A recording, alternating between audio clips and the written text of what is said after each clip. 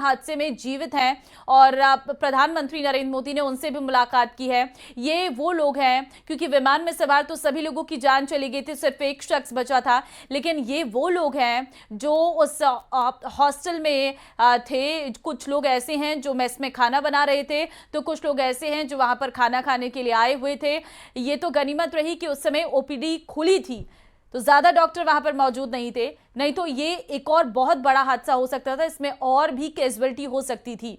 लेकिन फिलहाल जो घायल हैं उनसे प्रधानमंत्री नरेंद्र मोदी ने मुलाकात की है और सीएम जो हैं वो मौजूद हैं गुजरात के, और साथ ही साथ डॉक्टर्स जो इनका इलाज कर रहे हैं उनसे प्रधानमंत्री नरेंद्र मोदी, ये वो शख्स हैं जो इस विमान हादसे में इकलौते व्यक्ति हैं, जो इकलौते यात्री हैं जिनकी जान बच पाई है। शायद इनके लिए ये एक दूसरी जिंदगी है। और इस पूरे हादसे में जहां लोगों के शत विशत हालत में शव बरामद हुए हैं, वहां एक इंसान का बच पाना ये किसी चमत्कार से कम नहीं है। उम्मीद तो किसी ने भी नहीं की थी, शायद इस खुद व्यक्ति ने नहीं की थी कि ये बच पाएंगे, लेकिन वो कहते हैं ना कि जब समय नहीं आया हो तो इंसान बच ही जाता है। और वही स्थिति यहाँ पर देखने को भी मिली है कि एक व्यक्ति जिसने कूदकर अपनी जान बचा ली, लेकिन बाकी के ये वो लोग हैं जो उस हॉस्टल में काम करते थे और कुछ ऐसे हैं जो वहाँ पर पढ़ाई कर रहे थे।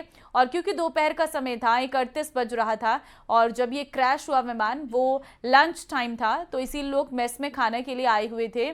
और इस हॉस्टल में कई लोग ऐसे हैं जो टिफिन सर्विस प्रोवाइड करते हैं, उसमें भी खाना बना रहे कई लोगों की जान चली गई है, क्योंकि जहां पर किचन था उसके नज़दीक ही ये विमान का पीछे का हिस्सा जो है वो टकराया था।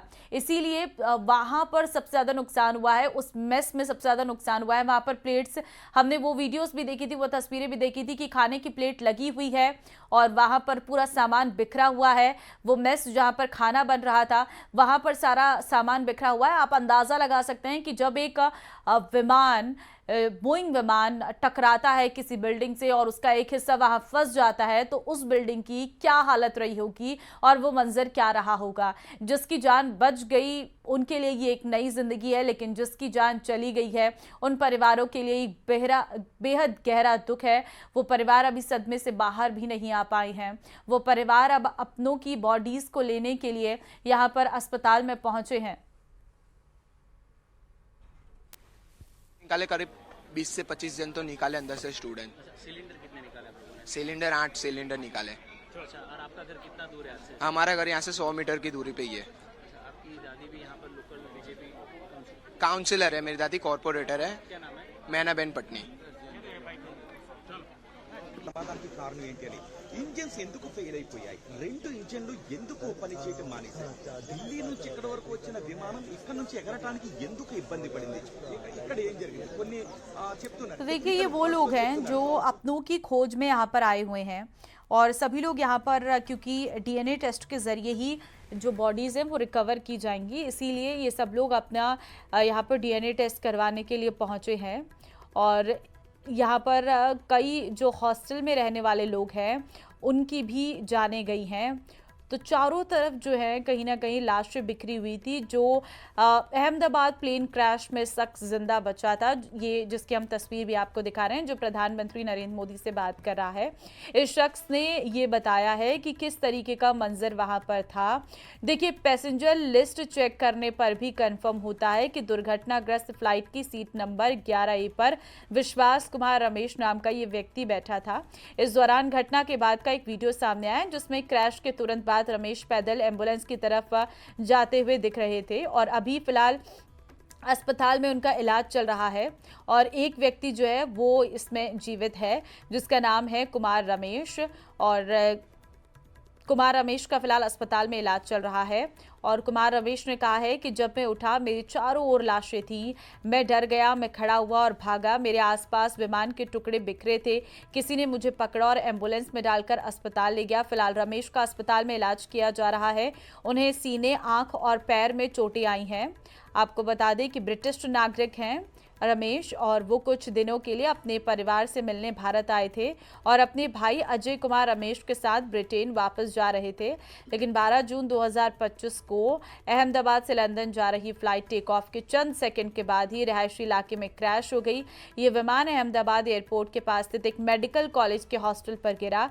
इस दुर्घटना में मृतकों का आधिकारिक आंकड़ा जो है वो अभी तक 265 है।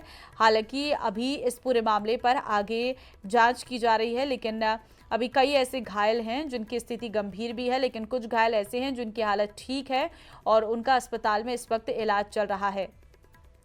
देखिए, इस घटना ने विमानों की सुरक्षा को लेकर एविएशन इंडस्ट्री पर भी नए सिरे से सवाल खड़े कर दिए हैं। इससे पहले भी देश के कई विमान हादसे हुए जिनके बाद विमान यात्रा की सुरक्षा में बड़े बदलाव लाए गए, लेकिन ये हादसा तो अपने आप में सबसे बड़ा हादसा था। हरियाणा के चरखी दादरी में 12 नवंबर 1996 को सऊदी अरब एयरलाइंस का बोइंग 747 और कजाकिस्तान एयरलाइंस का इल्यूशन IL-76 विमान हवा में आपस में टकराया था और उस हादसे में 349 लोगों की मौत हो गई थी। बाद में जांच में पाया गया था कि कम्युनिकेशन फेलियर और ATC के निर्देशों का सही तरीके से पालन न करने की वजह से वो हादसा हुआ था। तो इस तरीके के हादसे पहले भी हुए हैं, लेकिन अभी का ये सबसे बड़ा हादसा है जिसमें इस तरीके से कई लोगों की जान गई है। इससे पहले भी कई हादसे हमने देखे हैं, विमान हादसे, लेकिन अब ये सवाल खड़े करता है कि आखिर ये विमान कितने सुरक्षित हैं। और जो कर्मचारी है वो भी अंदर गए हैं, यानी कि इंटरनेट कनेक्टिविटी को लेकर कहीं ना कहीं अंदर अब तमाम इंतजाम किए जा रहे हैं। इसके अलावा हमने जो फॉरेंसिक टीम है, FSL की टीम, वो भी अभी थोड़ी देर पहले जो है अंदर गई है। हालांकि सुबह से ऑफिशियल्स यहाँ पर फॉरेंसिक टीम के मौजूद हैं, लेकिन अब जांच करने की कोशिश की जा रही है। और जिस तरीके से आप बात कर रही थी कि जो ब्लैक बॉक्स है वो ऑरेंज कलर का होता है, चमकीला होता है, उसके भी 2 पार्ट्स होते हैं।